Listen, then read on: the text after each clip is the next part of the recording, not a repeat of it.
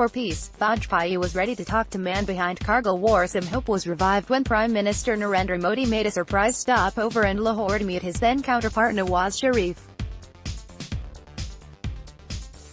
But since then, multiple terror attacks and military confrontations have led to worsening relations.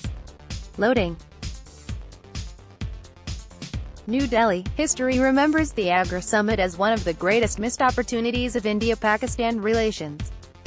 Former Pakistan Foreign Minister Khurshid Mahmood Qasuri, in his book Neither a Hawk Nor a Dove, wrote the solution to Kashmir was in the grasp of both governments. Why, then, did the solution slip away from both New Delhi and Islamabad? Different sides have different theories.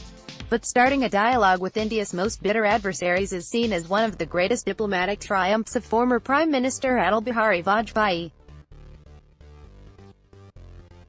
Then Pakistan President Pervez Musharraf had proposed what was called the four-point solution to Kashmir.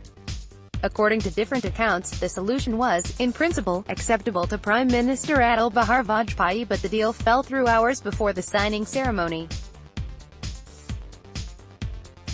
The Musharraf plan's 4 points were: 1. Demilitarization or phased withdrawal of troops. Millions of troops, on both sides of the line of control, (LOC), are stationed in Kashmir. According to Musharraf, both India and Pakistan would have scaled back its troops in the region for a lasting peace. Whether this would be gradual, phased withdrawal or not had to be worked out by the two sides. 2. There will be no change of borders of Kashmir. However, people of Jammu. The LOC is effectively a ceasefire line, which both sides accepted in the Shimla Agreement of 1972. However, neither India nor Pakistan accepts it as the international border. Both nations claim all of Kashmir.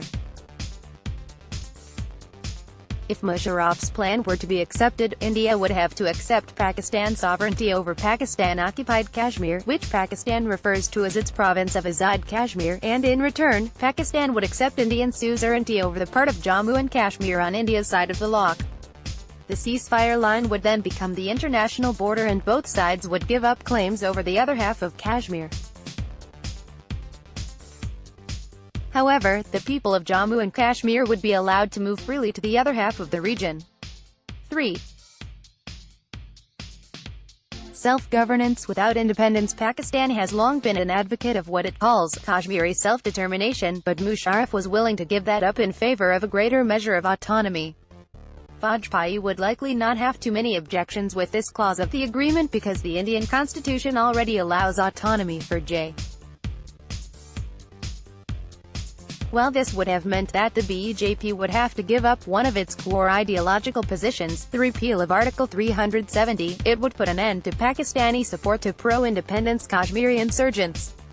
4. A joint supervision mechanism in Jammu and Kashmir involving India, Pakistan and Kashmir. Musharraf's decision to include local Kashmiri leadership in the supervision mechanism would have given him a greater chance at selling a potential Musharraf-Vajpayee accord to the people back home in Pakistan. Years after the summit fell through, Musharraf had claimed that the Indian side had gone back on the agreement even though a draft resolution was ready to be signed. He was told that the Indian cabinet had refused to give its nod, Musharraf had said at an event in 2004. But according to one account, there was only one man who became a roadblock in the peace deal, separatist leader Syed Ali Shah Gilani. Qasuri wrote in his book, Gilani described President Musharraf's four-point agenda as vague, and criticized the president's statement on UNSC resolutions' relevance to Kashmir. He added, fortunately, other Kashmiri leaders I met recognized the need for unity in the ranks of Kashmiris.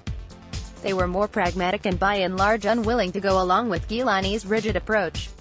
But there were roadblocks within the Indian establishment as well.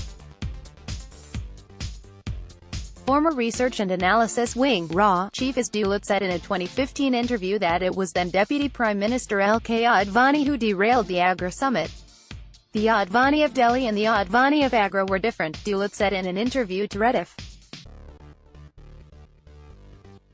He raked up the issue of Dawood Ibrahim at a dinner hosted for visiting Pakistan President Pervez Musharraf on the eve of the Agra summit. Musharraf was taken aback and told Advani, "Let us at least go to Agra," whether it was the adversarial stance of Advani and Gilani that derailed the summit or whether it was Vajpayee's mistrust of Musharraf. Since the Kargil war took place just months after his Lahore bus yatra, the two-day Agra summit ended in failure and Musharraf flew back to Islamabad without an agreement being signed.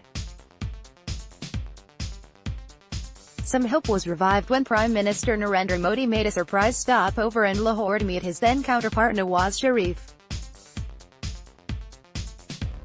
But since then, multiple terror attacks and military confrontations have led to worsening relations. But the key to a lasting solution, many believe, still lies in the Agra summit. Point number 2 of the 4-point plan had already been mooted by Vajpayee in 1999, when he visited Lahore. Former J.